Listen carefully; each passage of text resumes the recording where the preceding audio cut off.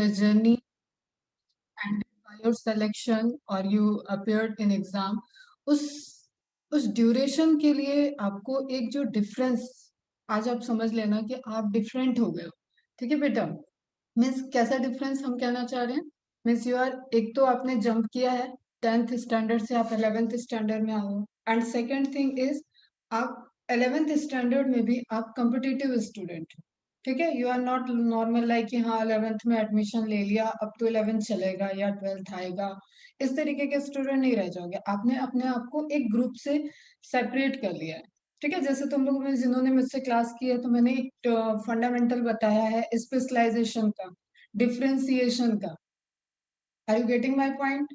पढ़ा हुआ है ना बहुत सारे लोगों ने यहाँ पे मुझसे। तो जब हम डिफरेंशिएशन की बात करते हैं, जब हम स्पेशलाइजेशन की बात करते हैं, इट मीन्स कि हम सर्टेन स्पेसिफिक हो चुके हैं। ओके, तो one category of specialisation you have achieve, that's why you are here. आपने वो डिसीजन लिया है कि आप कॉम्पिटिटिव वर्ल्ड में एंटर कर रहे हो, आप कंपटीशन में पार्टिसिपेट करोगे, आपने कुछ करियर अपना डिसाइड किया, तो you are certain different from other student. Is it clear? समझ में आई इतनी बात है बेटा? और इस क्लास में अगर कोई ऐसा स्टूडेंट है, एक बार मुझे पिंग कर दो बेटा जिसने मेरे से पहले क्लास नहीं अटेंड की है।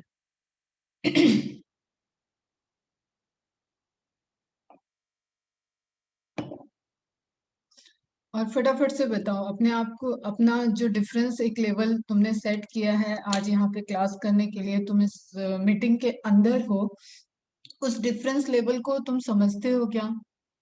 समझ रहे हो? इंटरनल फीलिंग है कि हाँ you are different?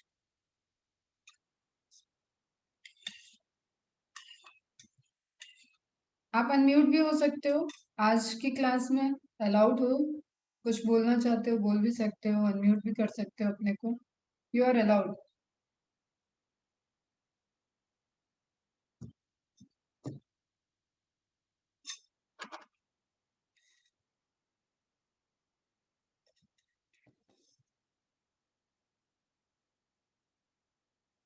Is there any student जो आज फर्स्ट टाइम मेरे से क्लास कर रहा है?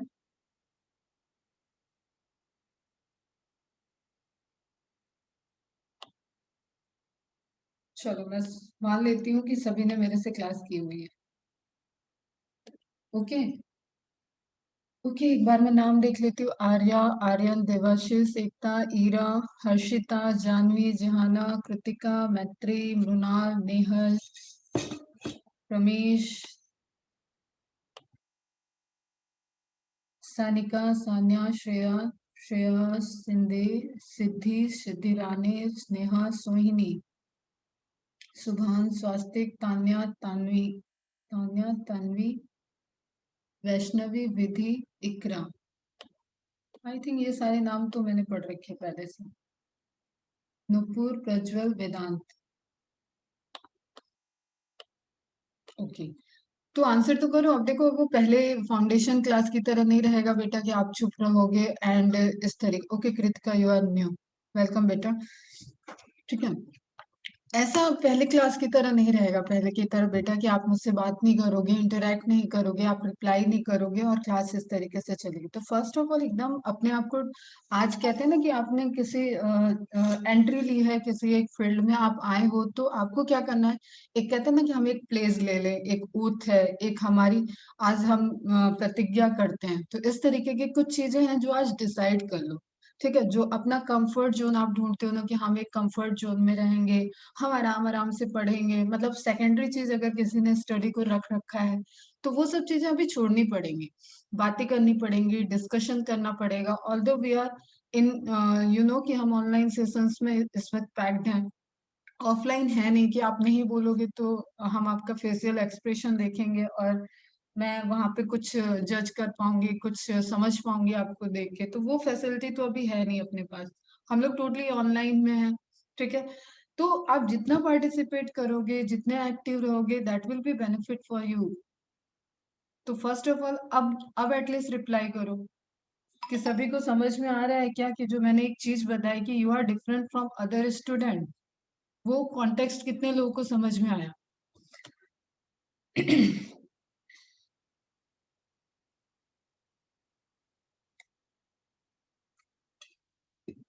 रोहन, सोहिनी, तान्या, हर्षिता, रेहाना, सिद्धि।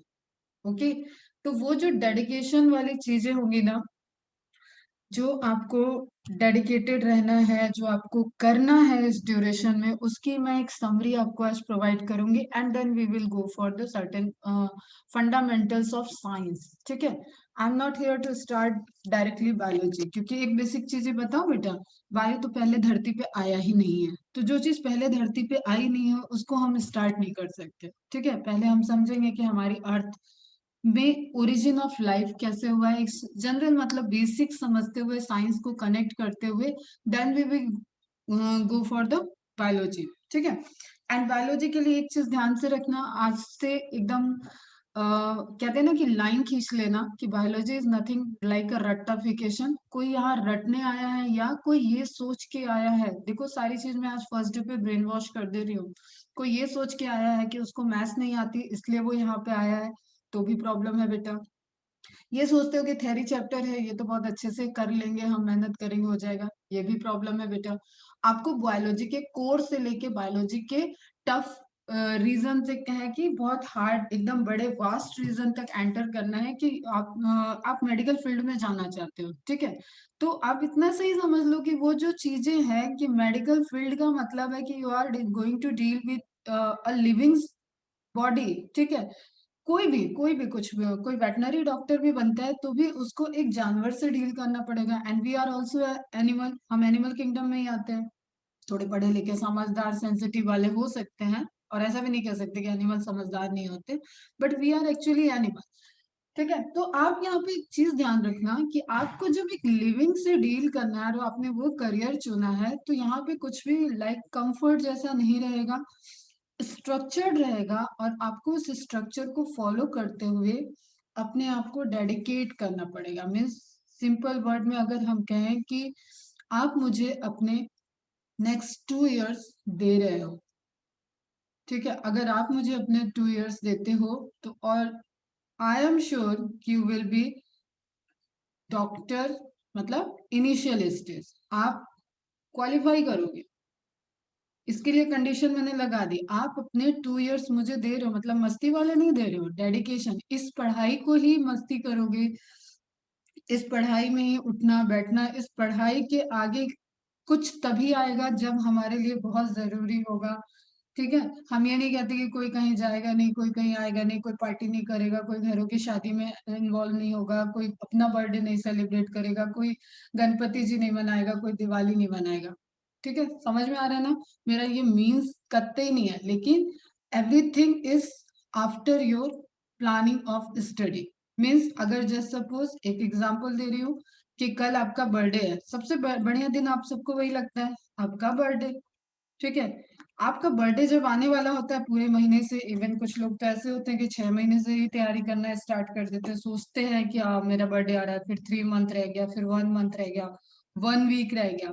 मैं तो कह रही हूँ ये अगर आपका सबसे बड़ा दिन है और आप इस दिन बहुत like a princess, like a prince feel करते हो, मैंने तो इसके लिए भी रिस्ट्रिक्शन लगा दिया कि ये दिन आप तभी एंजॉय करोगे जब इस दिन के पहले वाली रात को, उस रात को आपके टारगेट कंप्लीट होंगे। ठीक है, if you have completed your targets before a night, then you are allowed to celebrate your birthday, otherwise cut करो। इतना डेडिकेशन अगर है आपके अंदर, then you will achieve that, otherwise problem है हर जगह। ठीक है, समझ लो एकदम, ये बात एकदम गाढ़ समझ लो, कंपटीशन इज नथिंग लाइक कि बहुत अरे हलवा रखा है और हम स्पून उठाएंगे और खा लेंगे, ऐसा कुछ भी नहीं। ठीक है, you have that much of dedication कि आप अपने सबसे इम्पोर्टेंट डे को भी आप तब सेलिब्रेट करोगे जब आपने उसके 1 night before you have completed your all task. It means कि जब इस रात को आपने टास्क कंप्लीट किया है तो ये टास्क आपके हर दिन के हैं, per day you have to follow an structured criteria and structured protocol. You have to do something, you have to report something. Okay, then you will go for a sound sleep. खाओ पियो अच्छे से, मस्त रहो, health रहना, healthy रहना भी बहुत जरूरी, मतलब इवन प्रायोरिटी है। हेल्थ हेल्थ इज प्रायोरिटी, पढ़ाई भी उसके बाद आती है। एक चीज को मैं रखती हूँ स्टडी के ऊपर, दैट इज योर हेल्थ। आप हेल्दी हो, आप हैप्पी हो, देन यू कैन डू। पढ़ाई को कभी टेंशन में नहीं करना है, कभी प्रेशर में नहीं करना है, कभी भी ये नहीं सोचना है कि अरे मेरा तो पढ़ाई है, मैं ये तो जाऊंगा, अरे मैं तो घर से बाहर नहीं निकलूंगा, मम्मी पापा मैं तो आपके साथ शादी में नहीं जाऊंगा, मेरी पढ़ाई है। पढ़ाई is not like that kind of हवा। अगर आपने डे डे बाय डे पढ़ाई कर रखी है ना, then study is not a big thing, but it is okay बच्चा। ऐसा नहीं है कि वो कोई बड़ी बात नहीं है, वो है बड़ी बात, and you have to achieve that. वो बड़ी बात के पैरेलल जब आप चलते हो ना, तब आप उसको अचीव करते हो। समझ में आ रही है मेरी बात? तो first of all you have to decide. आपको एक प्लेस आज लेना होगा कि आज से आपकी सारी चीजें सेकेंडरी हो गई, आपकी पढ़ाई आपकी प्राइमरी चीज हो गई है। ठीक है? All things except study is your secondary, and only study and your dream of becoming a doctor, becoming engineer और वट एवर। मैं तो ये भी बोलती हूँ, अगर किसी को आर्टिस्ट बनना है, म्यूजिशियन बनना है, किसी को एक्टिंग करना है, whatever you want to do, you can do. Parallelly आप करते रहो, बट एक कहते हैं ना कि आपका सिक्योर करियर होना चाहिए उसमें। ये दोनों तो बहुत ही रिनॉन्ड कैरियर हैं, और सभी जानते हैं कि इनके, डॉक्टर के लिए तो एक ह्यूज रिस्पेक्ट है। और अभी हम जिस कहते हैं ना कि जो हमारा प्रेजेंट चल रहा है, लास्ट 1.5 ईयर, या you can say almost 2 year से हमने इम्पोर्टेंस देखी है, वर्ल्ड ने पूरे इम्पोर्टेंस देखी है कि what is the importance of a doctor. क्यों? जब सब लोग घरों में हैं तो डॉक्टर है जो फील्ड में है। जब सब लोग डर रहे हैं तो डॉक्टर है उस बंदे को ट्रीट कर रहा है जिस बंदे में वो वायरस है। So you can see and you can feel the importance of that particular personality, that particular dignity। ठीक है? ये जो एक डिग्निटी होती है ना डॉक्टर की, that is a big thing बेटा। अगर आप डॉक्टर बनना चाह रहे हो तो फर्स्ट डे से लास्ट डे तक you will be no not allowed even in your comfort zone. Comfort zone क्या होता है समझते हो ना? जैसे जस्ट सपोज, अरे अभी पढ़ता हूँ ना, ये थॉट नहीं आनी चाहिए। कंफर्ट जोन मतलब, अरे आज नहीं किया कल से करूंगा। एक बहुत कॉमन सा चीज है, मैं भी कभी स्टूडेंट रही हूँ बेटा, ठीक है, मैं समझ रही हूँ। हम लोग कैसे डिसाइड करते हैं, अच्छा इतना पढ़ना है, इतना पढ़ना है, ओके यस, तो समझ में आ गया था, मैं तो इसको कर लूंगी, आधे घंटे में कर लूंगी, 1 घंटे में। वो आधा घंटा 1 घंटा लाने के लिए हमारे 1 हफ्ते बीत जाते हैं कभी कभी, और हम कहते हैं कि अच्छा हो जाएगा, और फिर सामने एग्जाम आ जाता है, अच्छा हो जाएगा। देन हम क्या ट्राई करते हैं, अरे कोई शॉर्टकट मिल जाए, कोई क्रैश कोर्स मिल जाए, कुछ ऐसा मिल जाए, कुछ वैसा, कोई जादू की छड़ी मिल जाए, ठीक है, कुछ हमें क्वेश्चंस की लिस्ट मिल जाए, कुछ top top most selected question students के इंटरव्यू देख के कुछ ट्रिक मिल जाए। तो वो सब शॉर्टकट फिनोमिना से सक्सेस की कोई गारंटी नहीं होती है। तो from first day you have to be dedicated and you have to be focused कि what you want to do. मैं लेक्चर ही दूंगी आज, आधे से ज्यादा टाइम, ताकि ये दिमाग में बैठ जाए कि जो भी यहाँ पे ऐसे सोते उठते सोच रहा है कि ऐसे ही हो जाने वाला है, कुछ वो ज्वाइन कर लिया है और कुछ बहुत इजीली वो अचीव कर लेगा, तो वो इस भरम से, इस मिथ से आज ही वापस बाहर निकल जाए, और आज ही अपने मम्मी पापा को और सब जो भी आपके क्लोज हैं उनको आप जाओ और बोलो कि आज से मेरी जर्नी स्टार्ट हो गई है, और आज ही अपने स्टडी टेबल के आगे, मैं तो कहती हूँ कि एक सेफली पापा से या किसी से एक प्रिंट आउट मंगाओ। प्रिंट आउट मंगाओ किस चीज का? जिसमें व्हाइट कोट हो, व्हाइट कोट, एक डॉक्टर का प्रिंट आउट मंगाओ, या सिर्फ व्हाइट कोट और स्टेथोस्कोप का प्रिंट आउट मंगाओ, और ये तुम्हारे स्टडी टेबल के आगे लग जाना चाहिए। ठीक है? ये तुम्हारे स्टडी टेबल के आगे लग जाना चाहिए, तुम्हारे रूम में लगे रहना चाहिए। ये बहुत बेटर काम करेगा, एक्सेप्ट कि आप कोई लाइक कार का इमेज लगाए, कोई हीरो की लगाए, कोई हीरोइन की, कोई क्रिकेटर की लगाए हो, उससे बेटर ये वर्क करेगा आपके लाइफ में। तो just take a printout and paste in front of your study table and start your journey with a dedication. Is it clear?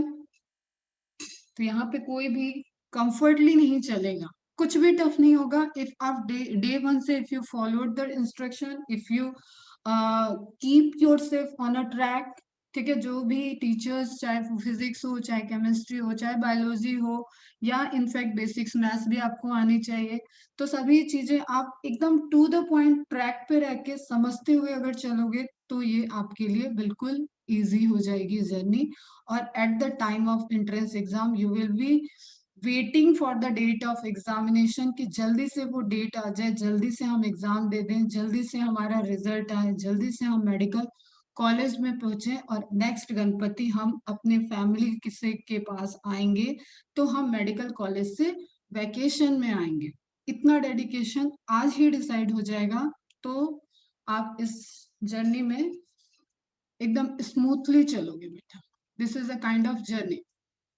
और ये जर्नी कोई एंड नहीं है, आपको भी पता है। ये उस तरीके से है जैसे एक ट्रेन है, ट्रेन में आप बैठ गए हो तो एक स्टॉपेज आया है कि हाँ रत्नागिरी, रत्नागिरी में आपको कुछ दिन के लिए उतरना है, उसके बाद फिर आप आगे बढ़ जाओगे। तो NEET is nothing, NEET is a stoppage, एक स्टॉपेज है।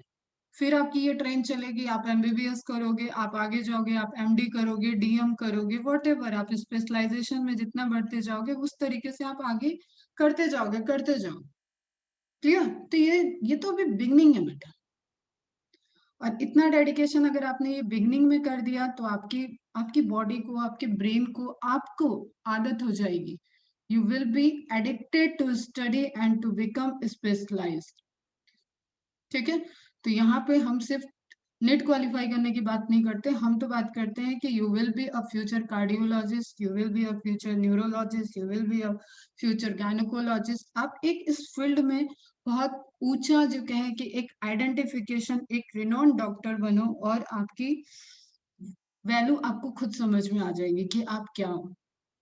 ठीक है, जैसे जस्ट सपोज अगर आप इसको फाइनेंशियल लेना चाहते हो, एक तो एथिकल में कोई छू नहीं सकता कि डॉक्टर को कितना डिग्निटी और कितनी रिस्पेक्ट है। और अगर आप फाइनेंशियल की बात करते हो, if you are going to be a transplantation specialist, a neurologist, ठीक है, पूरे इंडिया में उसको जाना जाता है बेटा, पूरी उसकी टीम होती है।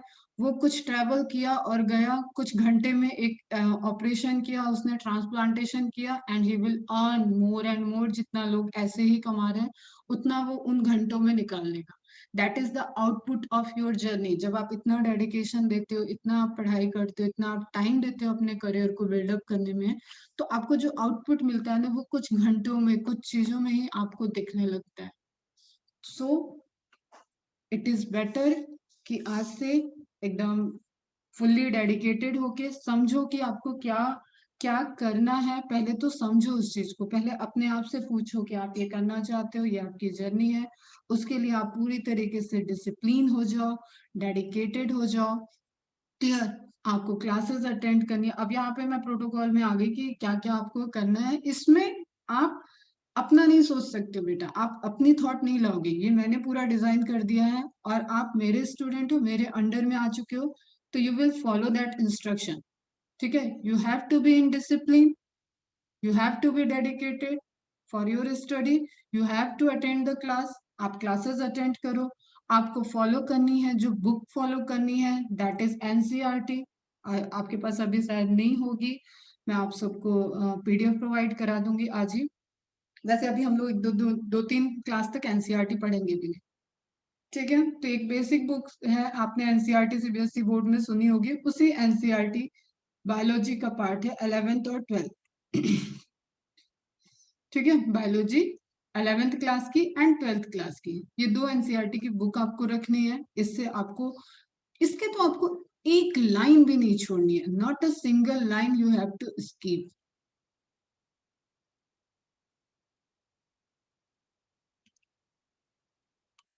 Not a single line, not a single sentence, not a single example. अगर आप क्वालिफाई करना चाहते हो तो you are not allowed to do that thing. आपको करना ही नहीं, इसको स्किप नहीं करना है। फिर आपको कैप्शन से मतलब एनसीईआरटी में जो एक तो लाइन वाली चीजें हो जाती है, दूसरा आपको पता है कि जो फिगर्स होते हैं, टेबल होते हैं, वो बुक्स में आपने देखे कलरफुल बुक्स अब तो आ गई हैं आपके टाइम में, काफी इंटरेक्टिव बुक्स रहती है, वहां पे कुछ चीजों को एक्सप्लेन करने के लिए फिगर्स दिए होते हैं, टेबल्स दिए होते हैं। तो ये फिगर एंड टेबल ये एनसीईआरटी का पार्ट है, एनसीईआरटी के अंदर ही आपको मिलेंगे। नीट एग्जाम में कोई भी क्वेश्चन आने के चांसेस नहीं है कि वो एनसीईआरटी के बाहर फिगर बेस्ड क्वेश्चन आ जाए। मतलब फिगर आ रहा है, मतलब इमेज की बात कर रही हूँ बेटा, इमेज बेस्ड क्वेश्चन आ रहे हैं तो it should be come from NCERT. NCERT 11th और एनसीईआरटी 12th से ही वो इमेज आएगी। क्लियर। और एक इस इमेज को लेके रहता है कि ये आपको जो बुक में इमेज है दे आर कलर्स, ठीक है, कलरफुल इमेज है। लेकिन जब आपको एग्जाम में आता है तो वो ब्लैक एंड व्हाइट आता है। तो I will provide you the seat, ठीक है। हम पूरी इमेज की लिस्ट आपको प्रोवाइड करेंगे, इमेजेस और टेबल्स की, जिसको आपको black and white print out निकाल के एक फाइलिंग करके रखना होगा, ताकि ये जब भी क्वेश्चन आए तो ये तो आपका गलत होना नहीं चाहिए। इट इज लाइक कि यू नो कि ये आने वाला है और वो गलत हो जाए। समझ रहे हो? इमेज बेस्ड, आपको पता है कि मेरे सामने 200 इमेजेस हैं, just I am giving an example. And इस इमेज से 3 से 4 क्वेश्चन आने वाले हैं और उससे मुझे 4 मार्क्स पर क्वेश्चन मिल रहा है। इट मीन्स कि आप प्रिपेयर हो बेटा, 16 to 20 मार्क्स के लिए you are prepare if you done with the images. ये मैं बस एक एग्जांपल दे रही हूँ। वेरिएशन होता है, कभी आ रहे हैं 2 इमेज आ रहे हैं, कभी एक इमेज आ रहा है, तो वेरिएशंस होते हैं। बट हाँ, ये उस क्वेश्चन की गारंटी है कि इमेज बेस्ड क्वेश्चन आएगा तो एनसीईआरटी से आएगा और ब्लैक एंड व्हाइट आएगा। तो आपको कई सारे image human physiology, plant physiology में ऐसे मिलेंगे जो कि कलर में समझ में आते हैं, ब्लैक एंड व्हाइट में नहीं आते हैं। That's why I instructed you to take the print out in black and white. ठीक है। जब आप ब्लैक एंड व्हाइट में देखोगे और ब्लैक एंड व्हाइट में ही पढ़ के प्रिपेयर हो तो अब वो इमेज आने दो ना एग्जाम में। क्या दिक्कत है? हम ऑलरेडी कलर को छोड़ के, अपनी कलरफुल जिंदगी को छोड़ के ब्लैक एंड व्हाइट इमेज पढ़ चुके हैं। इज इट क्लियर बच्चा? समझ में आया ये पॉइंट?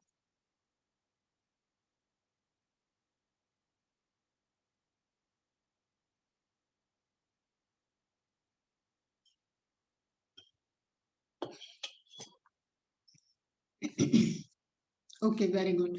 ठीक है, तो फिगर टेबल्स ये हम एनसीईआरटी से प्रिपेयर कर लिए। एनसीईआरटी की लाइंस को हमें ध्यान रखना है, नोट्स हमें बनानी है। नोट्स में आपको क्या करना है, पहले तो देखो, फ्रैंकली मैं तुम्हें बताऊं, पहले मैं सजेस्ट करती थी कि पूरे नोट्स बनाओ, एक कॉपी रहे तुम्हारी, मतलब तुम्हारा खुद का रजिस्टर रहे जिसमें तुम्हारे सारे पॉइंट रहे। But it will take time, उसमें टाइम जाता है। That's why I modified from last year कि आप एनसीईआरटी को मार्किंग करो। एनसीईआरटी तो हमें हर हाल में मार्किंग करनी है, जब नोट्स बनाते हैं तो भी एनसीईआरटी को मार्किंग करो। मॉड्यूल से पढ़ो, जो कैप्शन का मॉड्यूल आपको रहेगा वहां से पढ़ो। उसके बाद क्लासेस अटेंड कियो। क्लासेस में you have to be provided with the certain extra stroke points, ठीक है, and flow chart to understand, to understanding, to increase your understanding, to maintain the conceptual clarity. ठीक है, उस कॉन्सेप्चुअल क्लैरिटी के लिए आप जब डिपेंडेंट हो जाओगे, आपको कहा जाएगा कि हाँ बेटा ये जो है पॉइंट ये आपको नोट डाउन करना है। तो इसके लिए आपके पास एक नोटबुक होनी चाहिए। Is it clear? ये आपकी बुक है, ये बुक के अंदर के फिगर हैं, इसका पीडीएफ आपको मिलेगा। ये आपका नोट्स हो जाएगा जिसमें आपको रजिस्टर बनाना है। कैसे बनाना है, क्या बनाना है, वो हम आपको फिर एक्सप्लेन करेंगे जब क्लासेस चलेगी। मतलब एनिमल की अलग रहे, मतलब आप समझते हो ना, जूलॉजी, बॉटनी, तो एनिमल्स की अलग रहेगी, बॉटनी की अलग रहेगी, या फिजियोलॉजी की टोटली अलग रहेगी। ह्यूमन फिजियोलॉजी का तो आपको कहते हैं दैट इज द की। समझ में आता है? जब आप एमबीबीएस करने जा रहे हो तो जिसके साथ आप ब्रॉडली लीड करने वाले हो वो ये पोर्शन है, ह्यूमन फिजियोलॉजी, जो आपको 11th में पढ़ना है बेटा, मतलब 11th के सिलेबस में है। एक्सेप्ट रिप्रोडक्शन, रिप्रोडक्शन 12th में है, बाकी सारे आपको 11th एनसीईआरटी में मिल जाएगा। तो ह्यूमन फिजियोलॉजी की जो नोट्स होगी इसको आपको बहुत अच्छे से एक रजिस्टर में बना के जाना है। दिस, ये आपके साथ, आपने एंट्रेंस क्वालिफाई किया, उस एंट्रेंस क्वालिफाई करने के साथ साथ ये आपके साथ जाएगा कि वहां पे भी जो बेसिक्स चीजें चलेंगी तो ये हमेशा आपके साथ रहेगी। तो इस नोट्स को आपको बहुत अच्छे से प्रिपेयर करना है, line by line flow charts होने चाहिए, कॉन्सेप्चुअल क्लैरिटी, कभी लीवर आएगा, कभी किडनी आएगा, कभी हार्ट आएगा, कभी लंग्स आएंगे, कभी स्किन आएगी। एवरीथिंग जो भी मैं पढ़ाऊंगी वो आपको इस तरीके से नहीं यहाँ पे रखना है कि हाँ बस नेट क्वालिफाई करने के लिए आपने पढ़ लिया। वो आपके ब्रेन में परमानेंट मेमोरी में जाके फिट, ताकि आप उसके ऊपर, जैसे कहते हैं ना, एक नींव नींव अच्छी रहेगी, एक फाउंडेशन अच्छी होती है तो उसके ऊपर आप बिल्डिंग अच्छी क्रिएट कर सकते हो। उस तरीके से आप ये ह्यूमन फिजियोलॉजी की फाउंडेशन बना के, एक कॉपी बना के आप, मेरे साइड से ये गिफ्ट है, आप लेके जाओ, एंट्रेंस क्वालिफाई करो और फिर उस फाउंडेशन पे आप अपने एमबीबीएस की बिल्डिंग खड़ी करना। तो ये नोट्स बहुत इंपॉर्टेंट रहेंगे। इंपॉर्टेंट सब कुछ ही है, लेकिन इसकी इंपॉर्टेंस थोड़ी ज्यादा है क्योंकि आप एमबीबीएस में जाके इसको एक्सप्लेन करोगे, इसको आप और एक्सपेंड करोगे, you will going to elaborate. Is it clear? तो नोट्स बनाने हैं, कुछ रजिस्टर बनेगा। ओके, इसके बाद आपको मॉड्यूल मिली हुई है, मॉड्यूल से नोट्स आप कोलैबोरेटिव देखोगे। आप एनसीईआरटी के पॉइंट्स आपको मॉड्यूल में भी मिलेंगे, उनको रिपीट करने की आपको नीड नहीं है। मॉड्यूल में एक्स्ट्रा स्ट्रोक पॉइंट्स मिलेंगे, उसको आपको मार्क करना है, उसकी हाईलाइटिंग करनी है, उसको वहां से पढ़ना है। फिर आपको जो बेस, जो मेन है, अब आप रेडी हो चुके हो, you are ready with the lecture, you are ready with the knowledge. ठीक है, मेरे पास जो कुछ भी है उस सब्जेक्ट के उस पॉइंट से तुम्हारे लेवल तक देने के लिए, that I will be delivered, मैं डिलीवर कर चुकी होंगी। Now you are allowed for your examination, your own examination. That is what you have to solve the MCQs. आप सॉल्व करोगे एमसीक्यूज। एमसीक्यूज में भी क्या होते हैं? Previous year questions, PYQs. Previous year के क्वेश्चंस आपको 80 to 90% आराम से बनना चाहिए। जैसे ही आपका उस टॉपिक का लेक्चर डिलीवर्ड हो चुका है, उस टॉपिक के नोट्स बन गए हैं, उस टॉपिक के आपने कॉन्सेप्चुअल क्लैरिटी कर ली है, तो you have to test yourself. अभी यहाँ का टेस्ट नहीं हुआ है, आपका खुद का टेस्ट जो डेली बेसिस पे आप करोगे। डेली आपने क्लास अटेंड की, ये आपका रेगुलर चलेगा। देखो मैं बता रही हूँ, जो ये आप रेगुलर रहने वाले हो अगले 2 साल के लिए, फिक्स कर दिया मैंने। ये आपकी रेगुलर क्लासेस होंगी, ये आपको रेगुलर पढ़ना है। ये आपको जब जिस जिस दिन फिगर और टेबल आया उस दिन एंट्री करनी है। नोट्स आपको एक्स्ट्रा पॉइंट्स के डेली बनाने हैं। एमसीक्यूज में आपको क्या करना है, जो ये यहाँ पे इस क्लास में पढ़ाया गया है उससे related MCQ you have to solve on that particular day. कोई भी बैकलॉग नहीं करेगा, कोई भी यहाँ पे आराम नहीं करेगा कि ये तो हम कल कर लेंगे यार, 20 ही 25 क्वेश्चन तो होते हैं, कल कर लेंगे, एक साथ 50 क्वेश्चन करेंगे। ये वाला एटीट्यूड बेटा अभी बंद कर देना और एकदम उस एटीट्यूड से बाहर निकल जाओ। क्लियर? कब वो 25 क्वेश्चन आपके 50 हो जाएंगे, कब वो 75 हो जाएंगे, कब वो 100 हो जाएंगे और कब वो 500 हो जाएंगे। आपको टाइम ऐसे उड़ता हुआ जाएगा कि पता ही नहीं चलेगा कि कैसे एक हवा की तरह सब कुछ चला जाएगा। तो फर्स्ट डे से आपको ये सारी चीजें करनी है। एमसीक्यूज आपको मॉड्यूल से करना है, उसके बाद एक्स्ट्रा एमसीक्यूज आपको प्रोवाइड किए जाएंगे, पीडीएफ प्रोवाइड की जाएंगी, इस पीडीएफ को सॉल्व करना हो। ठीक है, आपको मैं एक हिंट दे देती हूँ कि बायोलॉजी मेरे से पढ़ रहे हो, मेरे से पढ़ते पढ़ते यू विल सॉल्व एटलीस्ट 12 के से 13 के एमसीक्यूज। आप पूरे, आपको बायोलॉजी में 38 चैप्टर्स हैं। तो अगर आप डे 1 से नहीं लगोगे तो मैं तो 12 से 13 हजार एमसीक्यू आराम से सॉल्व करवा देती हूँ। होगा ये सॉल्व, और आपका ये पैटर्न मेंटेन नहीं रह पाएगा अगर आपने थोड़ा भी लापरवाही की, तो बेटा यू विल हैव टू पे दैट। ठीक है, आपको वो देखना पड़ेगा कि आपने जो लापरवाही की और आपके बगल वाले स्टूडेंट ने जो डेडिकेटेड होके डे 1 से मेरी बातों को मान के फॉलो किया है, वो उसका एक अलग अलग लेवल दिखने लगेगा और आपका एक अलग लेवल दिखने। तो ये एक ह्यूज अमाउंट है बेटा, ह्यूज अमाउंट, ह्यूज चैप्टर है। अगर आपने इसको डे 1 से स्टार्ट करके नहीं पूरी तरीके से फॉलो किया, तो यू नो कि स्टैक, एक कहते हैं घड़ी बन जाती है, एक इकट्ठा हो जाएगा। तो इस तरीके से ये तो मैं तो कंप्लीट करती जाऊंगी, हर 38 चैप्टर के हर एक चैप्टर में ये सारी चीजें हैं, एनसीईआरटी है, फिगर है, एक्स्ट्रा स्ट्रोक है, एमसीक्यूज हैं। आपने नहीं किया ये ऐड हो गया, आपने नहीं किया ये भी ऐड हो गया, आपने नहीं किया ये भी ऐड हो गया, मैम तो बढ़ती जाएगी। Are you getting my point? Ma'am ने ये खत्म किया, मैम ने ये चैप्टर खत्म किया, पैकअप, समझ लो ये बात। वो चैप्टर पैकअप हो जाना चाहिए एक बार, और पहली ही बार में पूरे अच्छी तरीके से वो एकदम फिनिश होना चाहिए, ताकि आप रिवीजन करने बैठो तो you have that much of knowledge कि आप किसी कॉन्सेप्ट में नहीं उलझो। हाँ, एमसीक्यूज और ऑलवेज देयर, एमसीक्यूज आपको वैरायटी के सॉल्व करने हैं, ये आपका वेलकम करते रहेंगे कि आपके नॉलेज को इनहेंस करने के लिए, आपकी एफिशिएंसी को बढ़ाने के लिए। तो एमसीक्यूज हो सकते हैं कि आपको नए मिले और चैलेंजिंग मिले, और ये जरूरी है, एक आप कंपटीशन का प्रिपरेशन कर रहे हो तो आपको चैलेंजिंग एमसीक्यूज को सॉल्व भी करना है। इजी इजी एमसीक्यूज में नहीं उलझे रहना है कि अरे ये तो मुझे आता है, वो उसमें उलझना ही नहीं है, वो सारी इंडिया के बच्चों को आता है। इसलिए इस गलतफहमी में निकल जाना कि तुम ही बहुत बड़े 30 मार्क हो, तुम पढ़ोगे तो तुम्हें तो ये आता है। ये समझ लेना जो तुम्हें आता है वो सबको आता है। तो you have to focus on that, जो जिसमें लोग उलझते हैं। तो आपका कॉन्सेप्ट एकदम क्लियर रहना चाहिए from day 1 to last day of course completion. You have to clear with your concept. इतनी बात समझ में आई किसी को? यहाँ कोई कंफ्यूजन स्ट्रक्चर में? any confusion, any query even, if you want to any query, कुछ जानना चाहते हो, कुछ पूछना चाहते हो तो वो भी तुम पूछ सकते हो।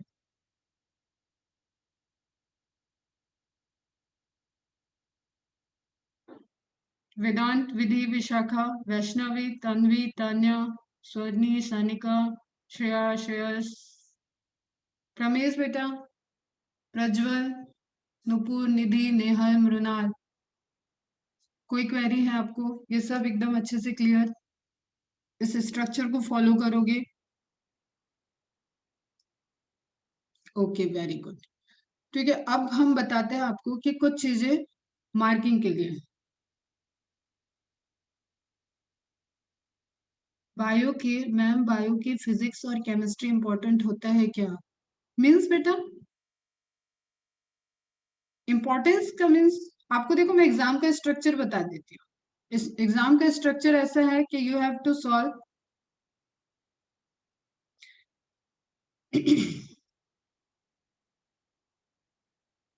you have to solve 180 MCQs in 3 hours। ठीक है, इस 180 MCQs का डिवीजन ऐसा है, 45 from physics, 45 from chemistry, 90 question from biology. Clear? सिर्फ आप बायोलॉजी से जाते हो तो आपको 180 मार्क्स मिलेंगे, इधर सॉरी 360 जाएंगे इधर, और इधर आपके 180 मार्क्स रहेंगे।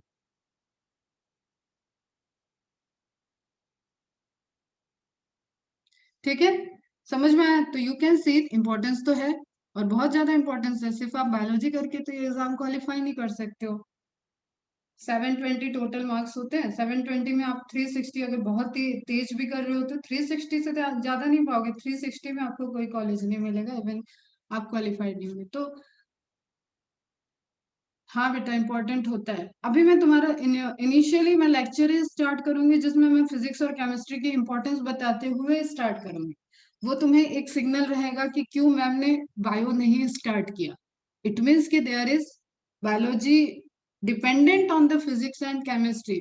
जब आप एक सेल के एक आप देखो ऐसे अपने अपने से एग्जांपल लेके देखो ना। जब आपका हार्ट बीट हो रहा है, मतलब हार्ट आपका पंपिंग कर रहा है, यू कैन फील आपका हार्ट, कहते हो ना दिल धड़क रहा है, दिल की धड़कन तेज हो गई है। इस तरीके की लाइंस आप यूज करते हो ना, मेरा तो दिल बैठा जा रहा है, इस तरीके की चीजें आपने सुनी होगी। व्हाट इज दैट बेटा? अंदर वॉल्यूम है, अंदर पंपिंग मशीन है। पंपिंग मशीन आ गई, मशीनरी आ गई, इट मीन्स कि वहां कुछ फिजिक्स है, वहां कुछ केमिस्ट्री है। तो आप कैसे डॉक्टर कैसे बनोगे जब तक आप फिजिक्स और केमिस्ट्री के फंडामेंटल्स उसमें अप्लाई नहीं करोगे? आपकी हार्ट का वॉल्यूम कैसे कम ज्यादा हो रहा है? सेम आप इनहेल कर रहे हो, एक्सहेल कर रहे हो, आप ब्रीदिंग कर रहे हो, तो आपका एयर अंदर जा रहा है, फिर आप जो टॉक्सिक है CO2 आपके रिलीज हो रहा है वो आप बाहर एक्सहेल कर रहे हो। तो यू नो द वॉल्यूम, क्या रेट है, लंग्स की फंक्शनैलिटी कैसी है, हार्ट की फंक्शनैलिटी कैसी है, उसके आप टेस्ट देखते हो, ECG देखते हो। जैसे चलो सिंपल सी बात बताओ, तुम लोगों ने मूवी में वो सीन देखा है ना, जब एक कोई एडमिट रहता है और उसके बाद एक उसके किनारे ऐसे चारों तरफ उसके अलग अलग इंस्ट्रूमेंट लगे होते हैं और एक इंस्ट्रूमेंट बीच में पीप पीप पीप करके चलता रहता है। ये मूवी में सीन देखी है? बताओ, ये सीन देखा है मूवी में, सीरियल में, एकता कपूर के सीरियल में, या कहीं पे भी आपने ये सीन देखा है? वहां पे इसको ट्रीट कौन कर रहा है? कोई इंजीनियर ट्रीट कर रहा है क्या? वहां पे ट्रीटमेंट तो डॉक्टर कर रहा है। और डॉक्टर कैसे ट्रीटमेंट कर रहा है? इसी को तो ऑब्जर्व कर रहा है, एंड दिस इज फिजिक्स। आप इस मशीन को रीड कैसे करोगे? ये ग्राफ क्या कह रहा है, ये पीक क्या कह रही है, ये आप कैसे रीड करोगे अगर आपने ये पढ़ा नहीं, फिजिक्स के वेक्टर नहीं पढ़े? एवरीथिंग इज रिलेटेड बेटा, सब इंटरेक्शन से आएगा, सब एक दूसरे पे डिपेंडेंट है। एक एग्जांपल दिया मैंने, और आई थिंक ये अच्छी अच्छी बात थी जो तुमने मुझसे पूछ लिया कि ये इम्पोर्टेंस है या नहीं। और एक ही एग्जांपल में मैंने सबसे ज्यादा जो आपका एक एक ऐसा ऑर्गन है जो आपके बिफोर बर्थ, आपको पता है हार्ट आपके बिफोर बर्थ से लेके टिल डेथ कभी नहीं रुकता। हार्ट रुका है, हार्ट बंद है, मतलब डेथ हो चुकी है। ठीक है, जब ये लाइन उसी मूवी में आपको पिप पिप पिप पिप पिप एकदम सारा दिखाता था, डन डन इधर उधर, इसका चेहरा उसका चेहरा फिर पेशेंट का चेहरा, और ऐसे ऐसे ऐसे ऐसे करते करते पी आ जाता है, व्हाट इट मीन्स कि person dead. Are you getting my point? तो फिजिक्स इज इम्पोर्टेंट। जब हम आपको बताएंगे कि बेटा ऑक्सीजन बॉडी में जा रही है, कैसे डिजोल्व हो रही है, कैसे ब्लड में जा रही है, तो you know the chemical, you have to know the chemical composition of blood, you have to know that the properties of that chemical, you have to know that the electrolyte changing reactions, ठीक है, transportation plasma membrane के towards the electron. नया करते हैं, जब हम कुछ नया करते हैं then we have to do more effort, हमें उस नई चीज को प्रूफ करने के लिए एफर्ट करना पड़ता है, मेहनत करनी पड़ती है, बट ऑलरेडी डन, अभी जो आपका लेवल है दैट इज ऑलरेडी डन। किसी ने किया है, किसी ने वो डिस्कवरी की है, किसी ने उस चीज के बारे में स्टडी कर दिया है, ठीक है, ऑलरेडी गिवन। अगर हम कहें ऑलरेडी गिवन चीजों को यू हैव टू स्टडी, कहाँ प्रॉब्लम आ रही है? मैं तो इस कॉन्सेप्ट को ही हमेशा ध्यान में रखती हूँ कि ये जिसने गिवन दिया है, जिसने ये पढ़ा होगा, उसकी मेहनत तो बहुत ज्यादा थी, वो बहुत इंटेलिजेंट था, तो हम क्या, हम इंटेलिजेंट तो नहीं है कि हम उसको पढ़ भी ना पाए? तो ये कुछ छोटी छोटी सिंपल सी थ्योरी बनाओगे ना लाइफ में, तो बहुत अच्छे अच्छे से इम्प्रूव करोगे। कोई नहीं जानता, आप आगे जाके हो सकता है आप कोई नई बीमारी का आपने, किसी डिजीज का आपने क्योर डिस्कवर कर दिया, डॉक्टर भी रिसर्च करते हैं, ठीक है, तो you don't know future, but उसका एक प्रोसेस होता है कि first you have to study the all the given and scientifically proved datas, concept. ठीक है, तो अभी आप इस फेज में हो, बढ़िया मस्त स्टडी करो, एंजॉय करते हुए पढ़ते चलो। बैक टू द पॉइंट आते हैं और कंक्लूड ये करते हैं कि हाँ, फिजिक्स इंपॉर्टेंट है, केमिस्ट्री इंपॉर्टेंट है, अलोंग विद बायोलॉजी अभी नीट को क्वालिफाई करने के लिए भी इंपॉर्टेंट है, आगे आपको डॉक्टर बनने में भी वो काम आएगा, even you learn the two operate the machineries. ठीक है, जैसे जस्ट सपोज आप गवर्नमेंट डॉक्टर हो, आपको रूरल में पोस्टिंग मिल गई, तो कोई केस ऐसा आ गया कि आपके वैसे तो रेगुलर असिस्टेंट रहेंगे, कंपाउंडर है आपका, ठीक है, आपका फिजियोथेरेपी करने वाला कोई अलग डॉक्टर होगा, बट ऑल ऑफ सडन कुछ किसी दिन कुछ ऐसी इमरजेंसी है कि वो आपका राइट हैंड प्रेजेंट ही नहीं है, तो आप ऐसे थोड़ी ना, कोई कोई हंसेगा आप पे कि बोलेगा अरे ये डॉक्टर साहब को तो मशीन ही चलाने नहीं आता है। ठीक है, तो वो वहां तक आप कैसे पहुंचते हो? आता है, वो हर डॉक्टर को स्पेसिफिक नहीं होता है, लेकिन eight the time of emergency उसको पता है कि हाँ अल्ट्रासाउंड की मशीन कैसे चलानी है, फिजियोथेरेपी कैसे देना है। स्पेशलाइजेशन उसका नहीं है उसमें, लेकिन एक बेसिक नॉलेज उसको होती है कि वो पेशेंट को सेव कर ले वहां पे। ठीक है, तो अब एक्स्ट्रा एमसीक्यूज हो गए, MCQs from module, notes, extra point आपको मॉड्यूल में मिलेंगे, ये सारी चीजें आपको मॉड्यूल आपको कैप्शन से मिलेगा, ये इंस्टीट्यूट देगा आपको। एनसीईआरटी आपको परचेज करनी पड़ेगी, अभी मैं आपको पीडीएफ दे दूंगी, और आप चाहो तो ऑर्डर करो, अमेजोन से ऑर्डर कर लो, फ्लिपकार्ट से ऑर्डर कर लो, NCERT 11th। Okay, government book है, कॉस्ट बहुत ज्यादा नहीं है, सबके पास होनी चाहिए। फिर आपकी बात आती है कि मार्किंग, अब ये ऐसा सिस्टम नहीं होना चाहिए कि आपने पूरा एकदम कहें कि ऐसा मैशअप कर दिया, इतनी पढ़ाई कर दी है कि रिवीजन के टाइम आप खुद ही फेल हो कि क्या आपको रिवाइज करना है, क्या आपको बनाना है, वो चीज आप ही भूल गए। ठीक है, किस तरीके से उसकी मार्किंग की थी, तो कुछ सजेशंस है and you have to follow that. ठीक, मार्किंग करनी है मतलब एक आइडेंटिफिकेशन बनाना है कुछ पॉइंट्स का। ठीक है, हाइलाइटर यूज करना है, सिंबॉलिक रिप्रेजेंटेशन आप कर सकते हो, सिंबॉलिक रिप्रेजेंटेशन में मैं प्रिफर करती हूँ स्टार यूज करना, हैश यूज करना। क्लियर?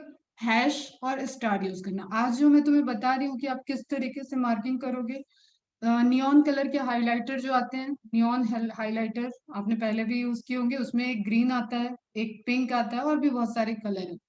बट आप खिचड़ी नहीं पकानी है, रंगोली नहीं सजानी है कि बुक पूरी एकदम कलरफुल दिख रही है और आपको पता ही नहीं। तो आप डे वन से ग्रीन वाला जो हाइलाइटर होता है एकदम नियॉन कलर का, उससे आप इंपॉर्टेंट लाइंस को मार्क करोगे। और पिंक से आप गिवन साइंटिस्ट के नेम एंड एग्जाम्पल, जैसे कोई एनिमल का एग्जाम्पल है, कोई प्लांट का एग्जाम्पल है, ठीक है, कोई केमिकल का एग्जाम्पल है, कोई एंजाइम का एग्जाम्पल है, वॉट एवर एग्जाम्पल्स जहां पे भी आए, you have to use that pink. ठीक, इसका मतलब है कि ग्रीन बहुत ज्यादा यूज हो जाएगा और पिंक कम यूज होगा। बट आप जब पूरी एनसीईआरटी आप देखते हो, जैसे अभी रुको मैं दिखाती हूँ तुम्हें।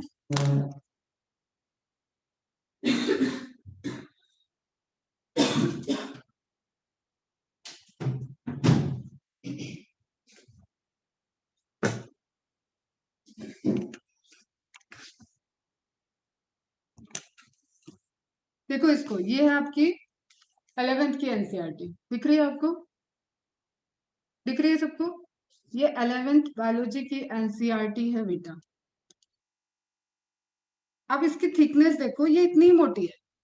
अगर आपको मैं बताऊं ना कि आपको मेडिकल में कितनी बुक पढ़नी है, तो खुद बैठ जाना और अपने अपना इवन खड़े हो जाना और अपनी हाइट के किनारे बुक को इमेजिन करना, उतनी हाइट होगी उतनी आपकी टोटल बुक्स होंगी। अब ये एनसीईआरटी इतनी पतली है उसके कंपैरिजन में तो काफी, बट इसमें आप देख रहे हो कि बहुत सारी इमेजेस हैं, टेक्स्ट है। ये आपका लेवल होगा तो ये बहुत मैशअप सा दिखेगा।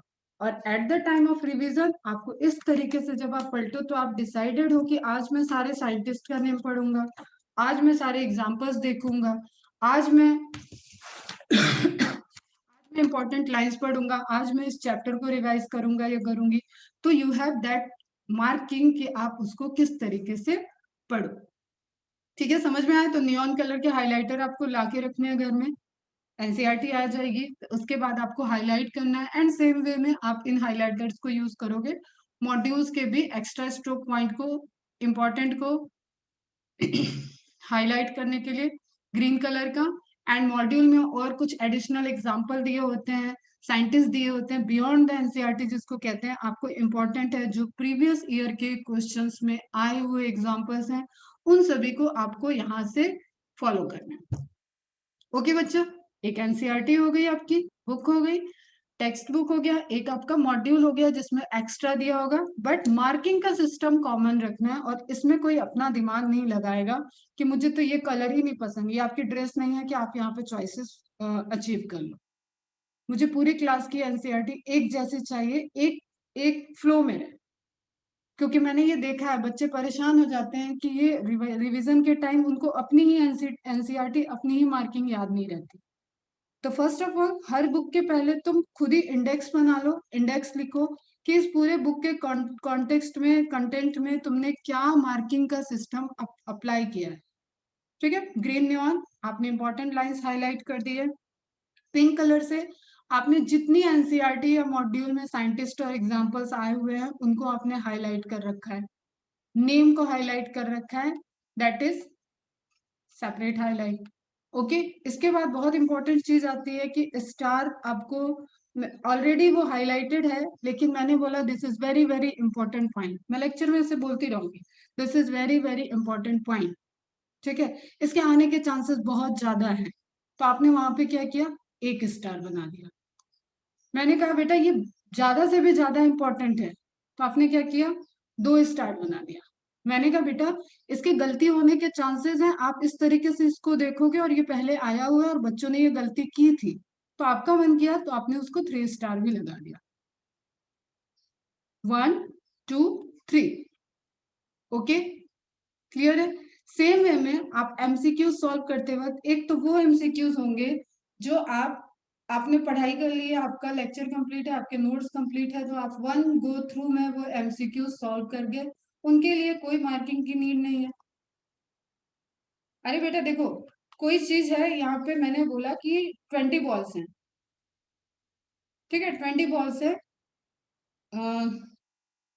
ग्रीन 10 है, रेड 5 है, व्हाइट 5 है, रेड 5 है, व्हाइट 5 है। मैंने कहा कि इनको सेपरेट कर लो, और बट बेसिक क्लास में तुमने सेपरेशन टेक्निक पढ़ी होगी, आई थिंक क्लास 6 में है, तो सेपरेट कर लो। तो तुम्हें सबको सेपरेट करने की नीड नहीं है ना, रेड और व्हाइट निकाल दो, रेड और व्हाइट निकाल दो, ग्रीन खुद ही अकेला रह जाएगा। समझ में आया? तो आपने बहुत इजी, जो आपसे वन वन टाइम में हो गए, वन टाइम में हो गए, उनको आपको रिवाइज तो करना है, लेकिन आपने उनको कोई मार्किंग नहीं देनी है, तो वो खुद ही अलग दिखेंगे। हमने पूरी पूरी एनसीईआरटी या पूरा मॉड्यूल रंगना थोड़ी ना है, हमने मार्किंग नहीं किया है, मतलब वो क्वेश्चंस हमको पहले अटेम्प्ट में ही आ गया था। जब मैम के लेक्चर हो गए थे, हमने नोट्स बना ली थी, हमने पढ़ाई कर ली थी, तब हमें वो फर्स्ट अटेम्प्ट में वो क्वेश्चंस हो गए थे। अगेन आई सेड कि ये ऐसा नहीं होगा कि आपको रिवाइज नहीं करना है, क्योंकि ब्रेन है बेटा, ब्रेन से मेमोरी लॉस भी होती है, जा भी सकती है, तो आप इसको जब रिवाइज करोगे तो वो परमानेंट मेमोरी में चला जाएगा। वो करना है आपको, टाइम टू टाइम रिवाइज करना है, लेकिन उसको मार्किंग करने की नीड नहीं है। अब आता है कि कुछ जो आपको लग रहा था किसका आंसर ये होना चाहिए, लेकिन वो हुआ नहीं, वो हुआ नहीं, उसको आपने सिंगल स्टार दे दिया। ठीक है, सिंगल स्टार दे दिया कि अरे ये मुझे ये लग रहा था, लेकिन आंसर की में ये दिया है। तो once you will confirm with me कि मैम आंसर की ये कह रहा है और मेरा कॉन्सेप्ट ये कह रहा है, then I will show you कि क्या उसका रीजन है, क्यों वो है। और ये सब आपके नोटबुक में जाएगा, एक नोटबुक आपकी बनेगी जिसमें आपको एमसीक्यूज के एक्सप्लेनेशन लिखने होंगे, जो आपको वहां पे प्रॉब्लम आई है, ये डे 1 से आपको करना है। उस नोटबुक में आप एमसीक्यू के एक्सप्लेनेशन लिखोगे, वो आपकी एक क्वेश्चन के पॉइंट ऑफ व्यू से नोटबुक हो जाएगी। इज इट क्लियर बच्चों? समझ में आया? ठीक है। अब मैम ने जो एक्सप्लेनेशन दिया है, देयर में भी पॉसिबिलिटी कभी आंसर की रॉन्ग हो सकता है, कभी आपका कॉन्सेप्ट गलत हो सकता है, कभी आपका कॉन्सेप्ट और आंसर की दोनों सही है, लेकिन उस कॉन्सेप्ट में कुछ एक्सेप्शन है या कुछ सर्टेन चीज आपको ध्यान में रखनी है। उसको आपने एक तो स्टार मार्क करके, आप वन लाइन में कुछ है तो उसी क्वेश्चन के पास लिखोगे, उसी मॉड्यूल में लिखोगे, उसी पीडीएफ में लिखोगे। दूसरा, आप चैप्टर वाइज नोटबुक बनाओगे जिसमें आप सिर्फ और सिर्फ एमसीक्यूज की एनालिसिस करोगे।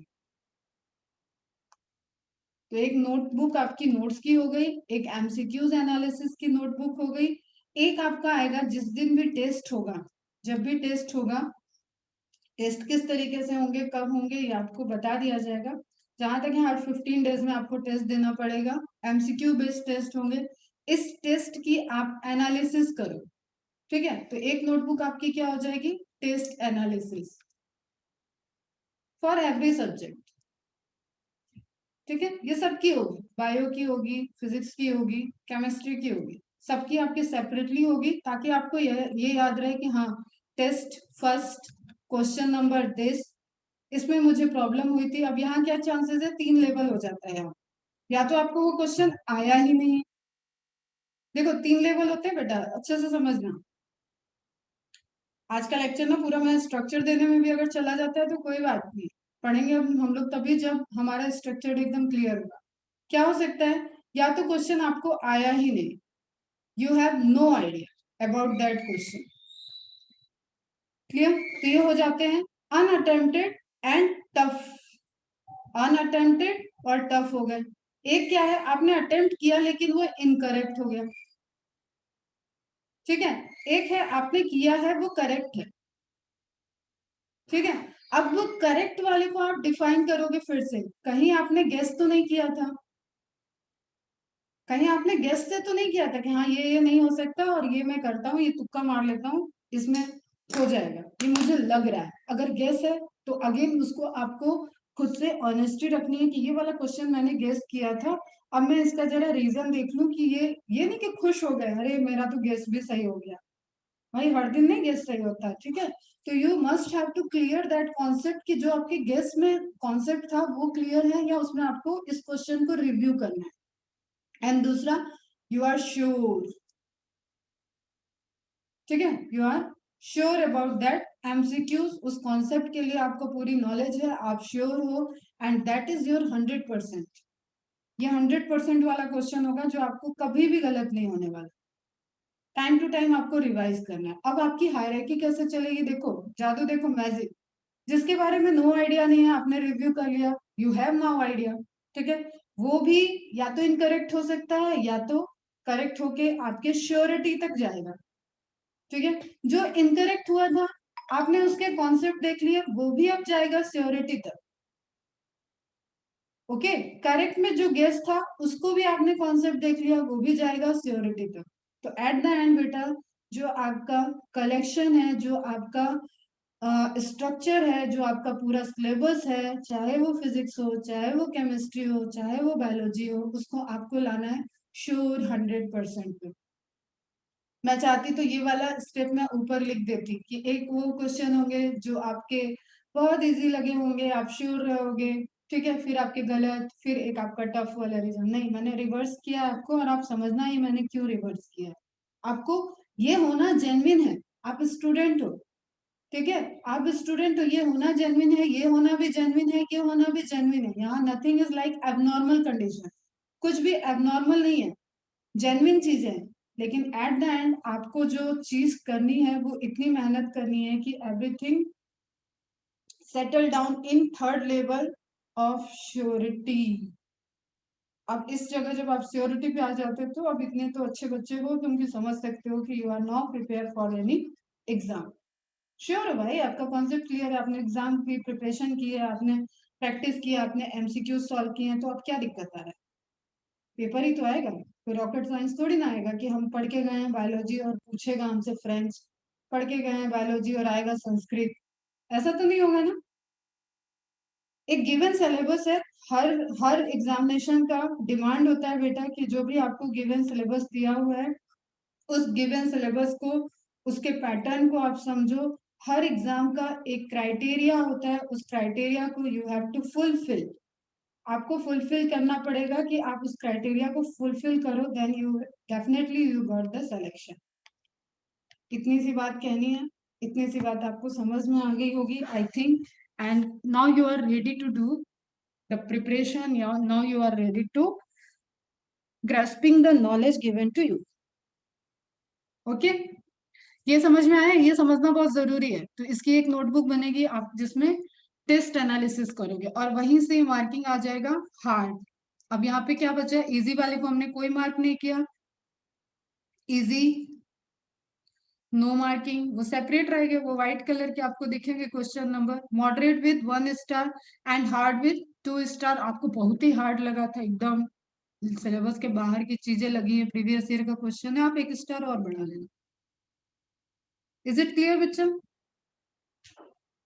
समझ में आ गया, समझ में आ गई बात। क्या लग रहा है, आज का लेक्चर वेस्ट ऑफ टाइम लग रहा है या इन्वेस्टमेंट ऑफ टाइम लग रहा है?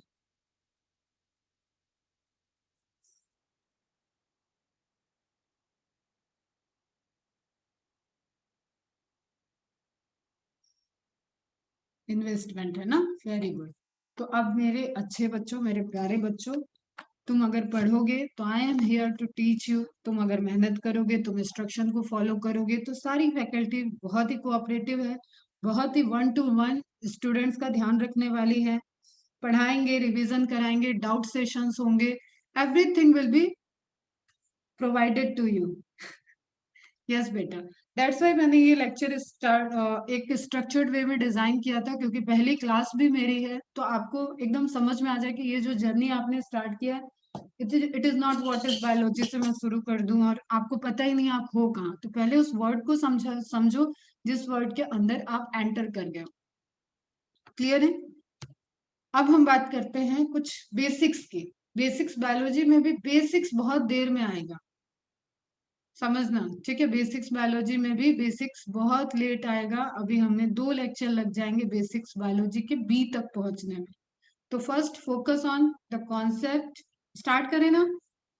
अभी तक जो इन्फॉर्मेशन दिया उससे रिलेटेड किसी को कुछ पूछना है? देखो, मैंने आपका वेलकम कर दिया, आपको एक प्रोटोकॉल बताया, आपकी एक जर्नी स्टार्ट कर दी, आपको इस फील्ड के अंदर ले आई हूँ, आपको फील करा रही हूँ कि हाँ आप डॉक्टर बनना चाहते हो, तो कुछ उसका पाथवे है, उस पाथ को आप फॉलो करोगे तो definitely you will be a doctor. Okay बच्चा, किसी को कोई क्वेरी है?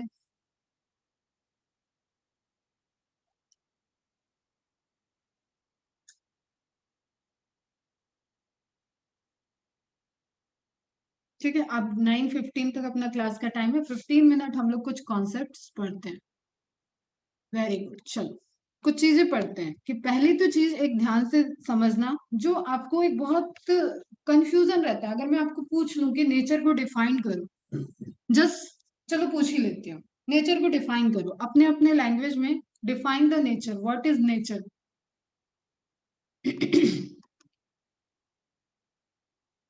What is nature?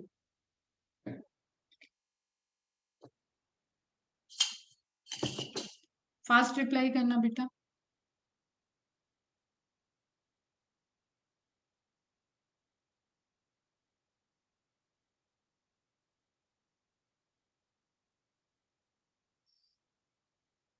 Everything around us. Okay. Everything in our surrounding. Nature is made up of living and non-living things. Very good.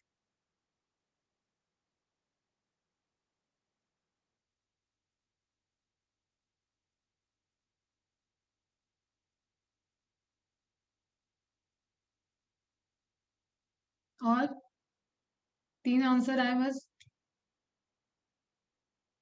Everything except man-made object is nature. Hmm. चलो ठीक है, consider करते हैं हम इसको।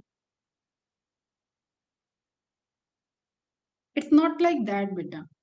आप सभी सही चीज बोल रहे हो, इसमें मोर अगर बहुत क्लोजली बोले तो that is living and non living physical phenomena which going around us, this is actually correct. ठीक है, physical phenomena, chemical phenomena, interaction. जब हम बात करते हैं कि इंटरेक्शन, आप बोल रहे हो कि सराउंडिंग अस, इसका मतलब आप नेचर का पार्ट नहीं हो, आप भी नेचर हो, आपका भी नेचर है। ठीक है, यू नो बिहेवियर की बात करते हो, दैट इज अ नेचर। किसी पार्टिकल के ट्रैवल की बात करते हो, that is a nature of that particle.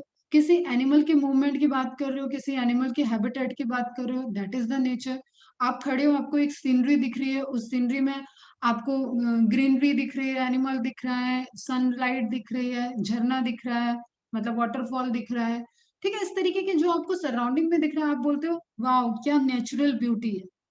वो उसकी लिमिटेशन नहीं सेट कर सकते आप, that is not the nature. अब पेशेंस से सुनना मेरी बातें, किसी के भी मन में ये नहीं आना चाहिए कि ये कौन सी बायोलॉजी चल रही है। ठीक है, मैंने पहली ही लाइन बोली थी, बायोलॉजी तो अर्थ पे आई ही नहीं पहले, तो जो चीज पहले आई नहीं उसको पढ़ने की अभी जरूरत है ही नहीं। पहले हम बायोलॉजी को लाएंगे, धरती पे लाएंगे कि हाँ बायोलॉजी कैसे आया, लाइफ कैसे आई। यू नो सभी को पता है कि अर्थ जो है वो हमारी आग का गोला था, सभी पढ़ते आए हो छोटी क्लास। ठीक है, उस पे लाइफ नहीं थी। तो हम देख रहे हैं कि जो इंटरैक्टिव फिनोमेना है, अभी आप बात कर रहे हो कि लिविंग एंड नॉन लिविंग, मतलब लिविंग होने के बाद की बात है, नॉन लिविंग जब थे तो भी नेचर था। ठीक है, तो everything is related to physical world and their interaction by chemical means और बाय फिजिकल फोर्सेस मींस, सब कुछ आप जब इंक्लूड करते हो तब आप उसको नेचर बोलते हो। बहुत प्यारी डिफिनेशन है ये वाली। पहले आप ये देखो, nature refers to the phenomena of the physical world, जो आपको दिख रहा है सराउंडिंग में, and also to life in general, और उसके अंदर जो लाइफ आ चुकी है उसके इंटरेक्शन को आप बोलते हो कि दैट इज नेचर। ठीक है, it ranges in scale from sub atomic to the cosmic level.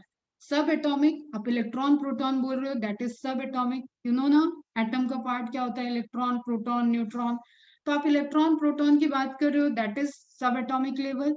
वहां से स्टार्ट होके कॉस्मिक लेवल तक आप किसी गैलेक्सी की बात करते हो, हर किसी का एक बिहेवियर है, एक नेचर है, एक इंटरैक्टिंग फिनोमिना है, वो इंटरैक्ट कर रहा है तभी वो एग्जिस्ट कर रहा है। Are you getting my point? That is the nature. तो नेचर टर्म रिफर टू, अब हम अपने पॉइंट से थोड़ा इसको करते हैं, living plants and animals, geological process, जो आप पहाड़ों का बनना आपने पढ़ा होगा, टेक्टोनिक प्लेट वगैरह पढ़ा होगा। ठीक है, लावा के बारे में पढ़ा होगा, हार्ट का कोर, अर्थ का कोर पढ़ा होगा। ठीक है, फॉर्मेशन ऑफ क्लाउड पढ़ा है, फॉर्मेशन ऑफ फॉरेस्ट पढ़ा है, फॉर्मेशन ऑफ माउंटेन पढ़ा है, that all are the geological process, जो चेंजेस हो रहे हैं, जो जियोलॉजिकल स्केल में चेंजेस हो रहा है। कोई पहाड़ आपको आज दिख रहा है तो वो इनिशियली रहा होगा या नहीं रहा होगा, हो सकता है वहां पे पहले पूरा समुंदर था और आज वहां पे पहाड़ है। पहाड़ की हाइट कैसे बढ़ रही है, ये सारे फिनोमिना है इसके अंदर। क्लियर? तो जियोलॉजिकल प्रोसेस हो गया, वेदर हो गया, वहां का क्लाइमेट कैसा है, वेदर कैसा है, एंड उसकी फिजियोलॉजी कैसी है, उसकी फिजिक्स कैसी है, उसका बिहेवियर कैसा है। तो पहली स्लाइड में आपको importance of physics and interaction समझ में आया होगा, और एवरीथिंग जो आपके सराउंडिंग में है that is part of matter and energy. आपने स्टेट ऑफ मैटर पढ़ा होगा, तो आप किसी भी चीज को जस्ट नजरें घुमा के देखो अपने चारों तरफ, क्या कोई ऐसी चीज है जो इस मैटर और एनर्जी को सस्टेन नहीं कर रहा? नहीं, आपको आंसर मिलेगा नहीं। तो नेचर का बड़ा ही ब्यूटीफुल एक्सप्लेनेशन है, डेफिनेशन है, you must have to write this. ये आपके नीट में नहीं आने वाला, लेकिन ये आपकी पर्सनालिटी को पता होना चाहिए, ये आपकी पर्सनालिटी बिल्डअप में काम करेगा। The term nature may refer to living plants and animals, geological process, weather and physics such as matter and energy का concept जो कहता है वही सारा आपका living and non living के बीच में एक interaction को generate कर रहा है, and that is the nature, that is the natural, that is the nature property. Is it clear? ठीक है। अब एक नेचर से रिलेटेड बड़ा प्यारा वर्ड है नर्चर, नर्चर करना। ठीक है, नेचर एंड नर्चर, नेचर हमें किस तरीके से बिल्डअप करता है एंड नर्चर होते हैं हम तो किस तरीके से बिल्डअप होते हैं। ठीक है, जब हम नेचर के वजह से हमारे जीन्स एंड हेरिडिटरी में इम्पैक्ट पड़ता है, मीन्स हमारी हेरिडिटी क्या है, हेरिडिटरी इंफॉर्मेशन क्या है, हमारे जीन क्या कहते हैं, that is dependent on nature. जैसे जस्ट सपोज एग्जांपल इसका लेते हैं, कोई अगर ब्रिटिशियन है तो उसका कलर आपको पता है बहुत फेयर होगा, कोई साउथ अफ्रीकन है तो उसका कलर आपको डार्क कॉम्प्लेक्शन दिखेगा।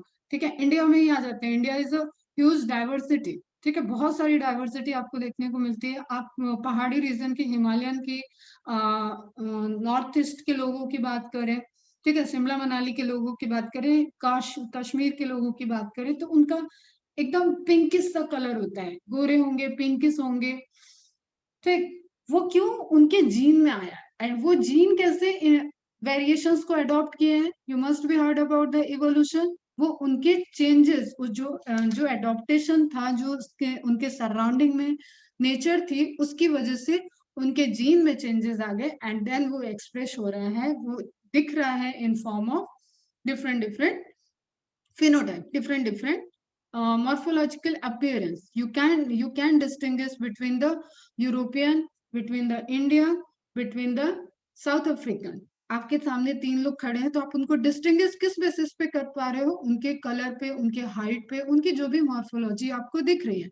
But it is external? No, it is not the external phenomena, it is inside that particular person genes. ठीक है, उस पर्सन के जीन में है, उसके हेरिडिटरी पैटर्न में है कि उसके मदर से, फादर से किस तरीके से वो जीन ट्रैवल हुए हैं।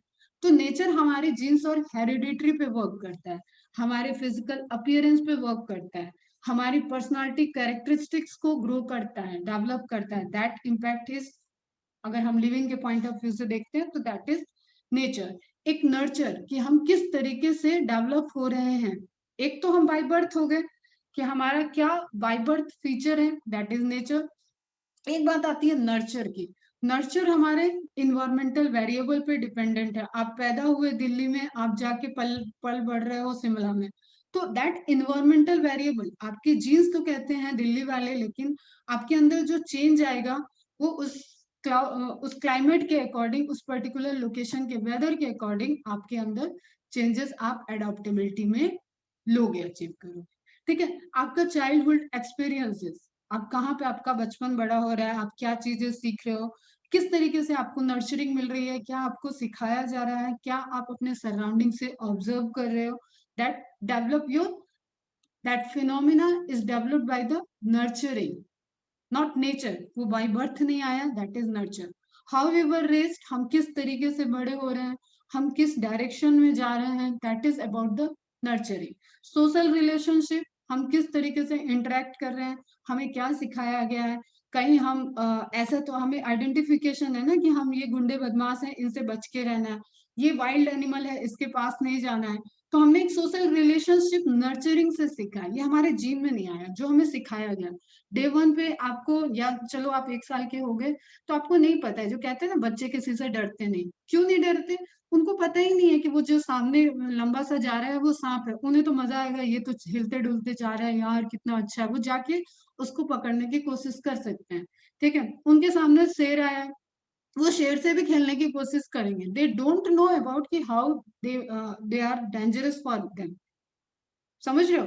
तो how we were raised, social relationship, हम किसके साथ रिलेशनशिप, कौन हमारे लिए गुड है, कौन हमारे लिए बैड है, हमें किन एक्टिविटीज की तरफ ध्यान देना है, किन एक्टिविटीज को, बैड हैबिट्स को छोड़ना है, ये सब हम सोशल रिलेशनशिप जो बिल्डअप करते हैं, that is the relation, that is the develop by the nurture. हम लोग बोलते हैं कि अरे उसके उसके चारों तरफ का नेचर ऐसा था इसलिए उसका लालन पालन ऐसा, नहीं, नेचर नहीं था, वो नर्चर होता है। बेसिक डिफरेंस है नेचर एंड नर्चर में, you should know, being a science student आपको ये पता होना चाहिए।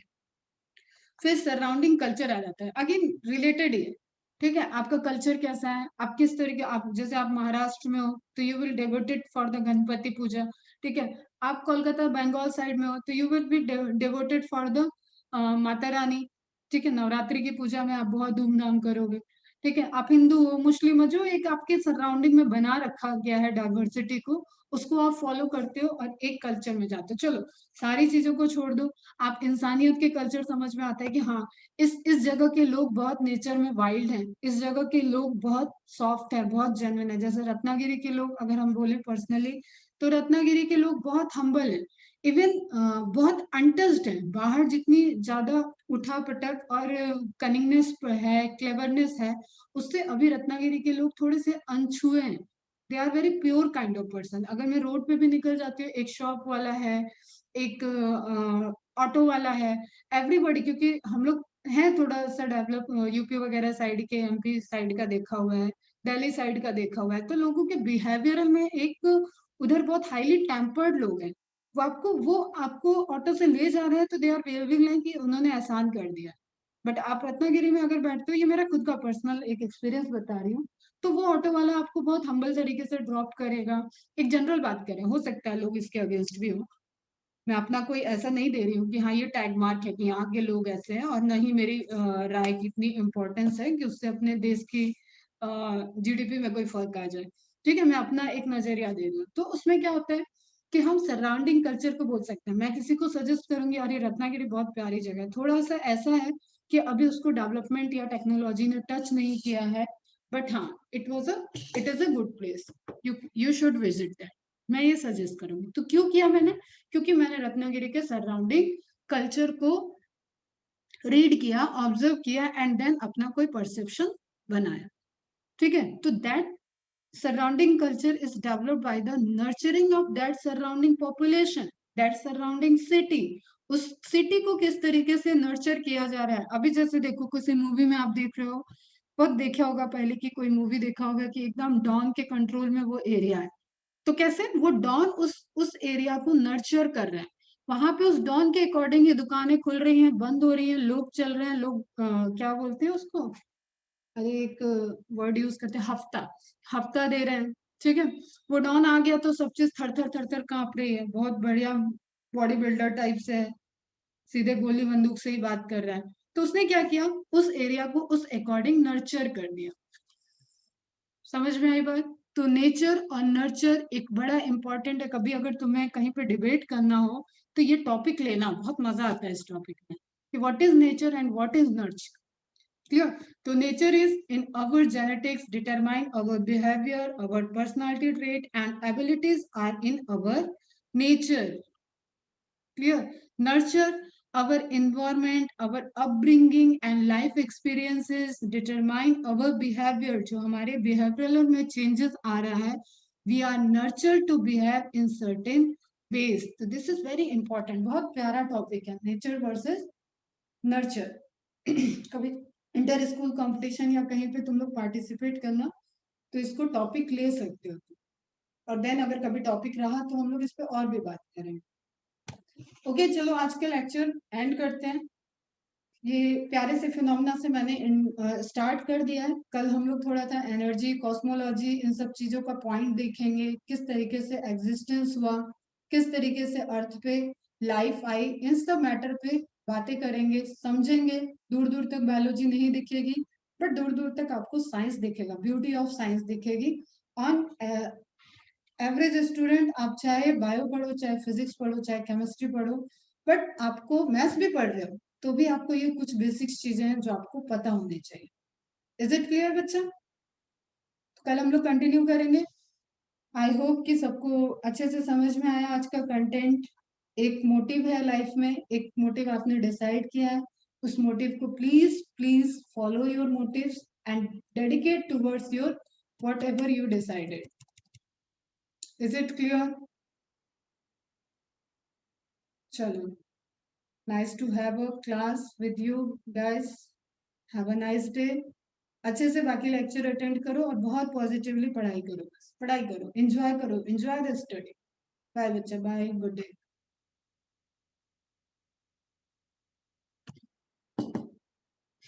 ऑलवेज वेलकम बेटा। बाय बच्चा, बाय।